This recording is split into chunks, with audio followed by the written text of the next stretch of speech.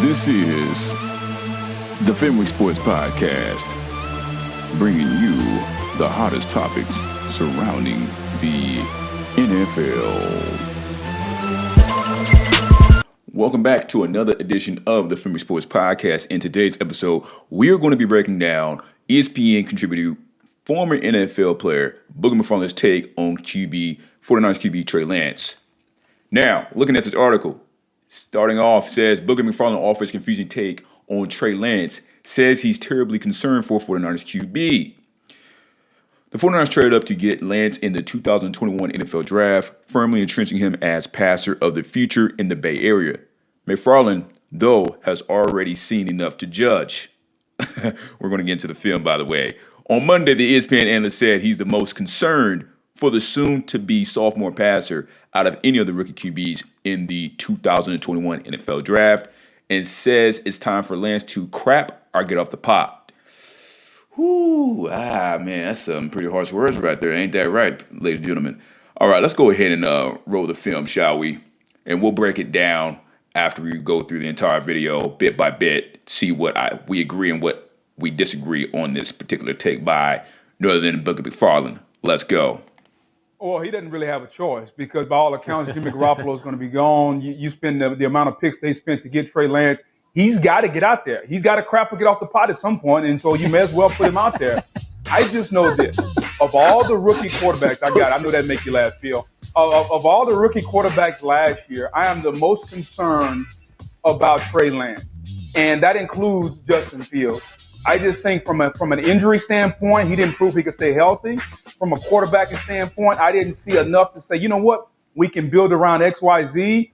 And I know Marcus loves the athletic component. He's built physically, but that physical, those attributes got him hurt this year. So I am terribly concerned about it. But if he doesn't pan out, Kyle Shanahan and or John Lynch won't have a job because they went to Jed York and 49ers ownership and said, hey, this is our guy. So he has to pan out, but I am truly, truly concerned about Trey Lance. Well, now that we ran through that, 58 seconds, basically a minute worth clip, let's go ahead and replay it and break it down. Let's point out the things that we agree and disagree, shall we? Let's go. He doesn't really have a choice because by all accounts, Jimmy Garoppolo is going to be gone. Yes, that is true. Although it is likely that there is a percentage. There's never a full percentage that a guy is going to be traded unless it's like, a set in stone, deal's already done. But if the 49ers do not trade Jimmy G, how about that? Can you hear me now? Yeah. That is going to speak volumes for what they believe of Trey Lance.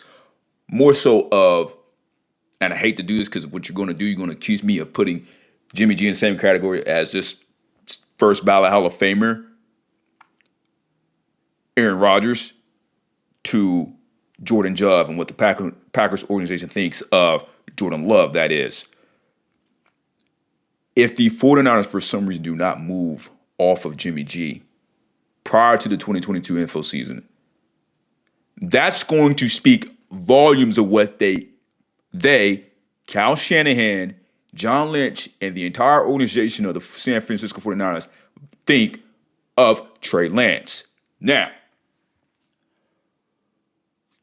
my take on Trey Lance is that I don't think we've seen enough of him to pretty much say, hey, either crap the pot, whatever Booger Mcfarland said. I think he was a little too harsh with his little analogy, his little critique.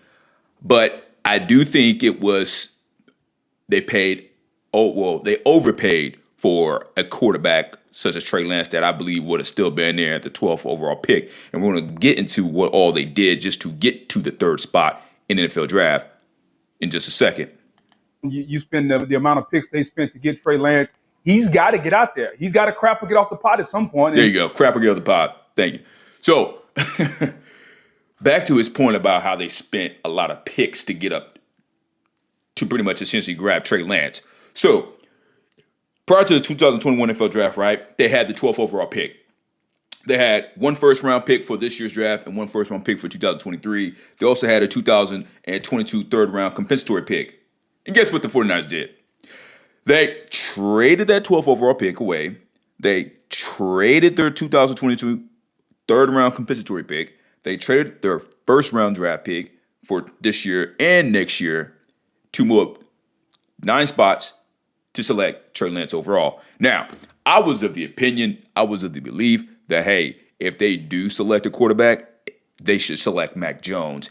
He's the most NFL ready quarterback out of, yes, guys like Trevor Lawrence. However, Trevor Lawrence is going to a poverty franchise, right? The Jaguars have not done anything since that miraculous run to the AFC Championship game in 2018, if I'm correct. Yeah, when they had AJ Bouye, J Ram, Miles Jack, Blake Bortles, playoff Lenny in the backfield. I mean, they were loaded. They just didn't have a quarterback, but then that organization completely just fell apart after that, thanks to Tom Coughlin and some, ownership, questionable hirings. However,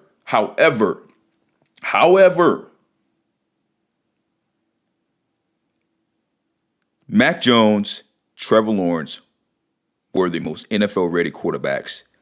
I will throw in Justin Fields. Justin Fields, in my opinion, I think he just went to a terrible organization. I do believe he probably should have stayed one more season in college to develop a little bit more. However, I honestly would have put Justin Fields over Trey Lance any day, all day. When you look at his college resume, he had a more complete college resume than Trey Lance. Trey Lance, I'm sorry, played in one full season, played at North Dakota State or wherever the hell he played at out there in Division II or whatever FCS football college subdivision program he played at. I just wasn't sold on Trey Lance. I get it. He's 6'5", 240, runs a 4.5. He's got the Cam Newton built he's got that Cam Newton speed. Well, actually, honestly, he reminds me of Colin Kaepernick. Colin Kaepernick was 6'4", 6'5", coming out of Nevada in 2011, drafted in the third round by Jim Harbaugh. Ran a 4.5 40. I mean, he's got that same skill set of Colin Kaepernick when you look at him, and he kind of looks like Colin Kaepernick. I mean, yeah, he is light skinned. I get that, but that's not just the point. The point is this kid got a lot of upside. You can play action bootleg with him. You can RPO. I mean, you can do a lot of things with a skill set, but his physical dimensions say he has a higher ceiling than Jimmy G. However, I don't know if it's going to translate to the NFL over the course of a full season, if that makes sense. Without further ado, we're going to keep rolling the film. And so you may as well put him out there. I just know this. Of all the rookie quarterbacks I know that make you laugh, Phil. Of all the rookie quarterbacks last year, I am the most concerned about Trey Lance. And that includes Justin Fields. I just think from an injury standpoint, he didn't prove he could stay healthy. From a quarterbacking standpoint, I didn't see enough to say, you know what, we can build around XYZ. And I know Marcus loves the athletic component. He's built physically.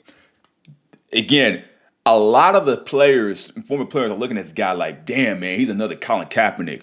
But it is that, and again, I know he only played in two starts, right? But I don't see that it factor in him as far as like, okay, man, this dude, like, he's got that commanding presence about him, if that makes sense. But that those attributes got him hurt this year. So I am terribly concerned about him. But if he doesn't pan out, Kyle Shanahan and or John Lynch won't have a job because they went to Jed. He is 1,000% correct. And I was actually guessing this early in the season when the 49ers were struggling before they went on that nice little run, went 10-7, went to the NFC Championship game. I said if the 49ers don't make it to the postseason, John Lynch is done. John Lynch is done. Jimmy G, you know what you're going to get. He is no different than Ryan Tannehill. He needs a strong run game and a solid defense. I mean, you got Fred Warner, Nick Bosa. You got a decent secondary. You could add in a couple more pieces. You got Debo Samuel, Elijah Michelle, Brandon Ayuk. You know what I mean? But he needs a lot clicking in order to get you to the championship game and the Super Bowl. Never put the game in Jimmy G's hands, and you'll be just fine. Let's go. York and 49ers ownership and said, hey, this is our guy. So he has to pan out, but I am truly, truly concerned. And yes, I do believe he has a point. Kyle Shanahan and John Lynch, they moved heaven and earth to move up to the number 3 spot. Now, hey, if they believe in Trey Lance, okay, cool. What they're going to have to do, what Kyle Shanahan's going to do. He's going to run the same offense he ran with RG3 back in 2012. RG3 in that season had 3,200 passing yards, 20 TDs passing, 5 INTs, had another 850 yards rushing the ground, 7 TDs, won Offensive Rookie of the Year. They won a division, and they went to the postseason. And we all know, pretty good season, except for the fact that RG3 wrecked his knee, and it became RG We, not RG, or RG Me, not RG We. And, the Washington Commanders organization pretty much has never had a quarterback since then. However, you're going to have to run that pistol offense with a guy like Trey Lance. You're going to have to run those zone reads, inside zones, quick bubble screens, play action, jets, bootlegs. You already know what it is. Offenses, I think, can be just as explosive as anyone's in the league with Trey Lance. But yes, I am definitely on the side of Booger McFarland as far as can he stay healthy? Will he be able to adjust to the speed of the game for a full season rather than just being a flash in the pan here on some special package plays? But here are some draft picks that the 49ers John Lynch GM has hit on. He hit on Solomon Thomas in 2017, drafted in the first round. He hit on Nick Bosa in 2019, drafted in the first round out of Ohio State. He hit on George Kittle somehow in the 2017 NFL draft in the 5th round. He hit on Fred Warner, linebacker in the 3rd round. Deebo Samuel, obviously, he hit on him in the 2nd round in 2019. John Lynch has done a pretty damn good job overall as GM. But at the quarterback position, you have got to get it correct. Otherwise, you're going to be looking like Denver. Denver's gone from Paxton Lynch to Teddy Bridgewater to Drew Lock. I mean, they had a receiver at one point playing QB. It's been that bad. They haven't had a quarterback since Peyton Manning knocked on their door. Hey, man, what's going on? John, oh, cool, we'll take you. This is going to be really bad for the 49ers if they don't make the postseason. They already have to play in a tough division with the LA Rams, who are looking to repeat, have a pretty strong chance of going back to the Super Bowl. I don't know about repeating, but at least making another Super Bowl appearance back-to-back. The NFC is looking pretty weak. We all know all the quarterbacks are in the AFC. You got Pat Mahomes, Joe Burrow, Justin Herbert, Lamar Jackson, Josh Allen, of course. I mean, Josh Allen, don't sleep on that man. Don't sleep on him. You got Derek Carr, who's still with the Las Vegas Raiders. AFC's loaded. However, if the 49ers do not reach the postseason and their season, they end up, coming out flat, I'd say if they don't go any better than 9-8 and they miss the postseason, we could see a mutual parting of ways between John Lynch and the 49ers organization. I do not believe they will fire him. In fact, I believe John Lynch is on the hot seat more so than Kyle Shanahan. I think Kyle Shanahan has more leeway within that organization than John Lynch does. John Lynch, I don't believe he's going to be given as much leeway as Kyle Shanahan. I really don't. And so with that being said, I happen to agree with Booger McFarland and his take. Now, what I have called, what I've said, it's time for Lance to get crap or get off the pot. No, not really. I mean, because the guy hasn't even played a full season yet. Now, if it was like Kyler Murray's situation, in which he's had 2-3 seasons to try to stay healthy for a full season, okay, yeah, I would probably say something like that. But in doing so, of course, he got a lot of flack. But in ending, I do agree to some extent is that Trey Lance has got to play very well. And if he doesn't, John Lynch is not going to be their GM moving forward in 2023. This is one position you have got to get right, not for the simple fact it's the quarterback position. The position is quarterback, and, that is presumably the face of your franchise. It's more so the fact of you moved heaven and earth to get this dude. And, you see Mac Jones was an alternate Pro Bowl selection, and the success he had in his first year in New England with Bill Belichick. Yeah, you got to, because it was first it was what, Trevor Lawrence. Second, it was Trey Lance, Justin Fields, or I think it was Justin Fields, and then Mac Jones. Trey Lance has got to produce. He's got to produce, and he's got to get on the field this year. With that being said, people, let me know your thoughts, comments, concerns, questions in the comment section below. Like this video, share this video. Peace. I'm out. This has been a Philly Sports Podcast production. So if you like the content,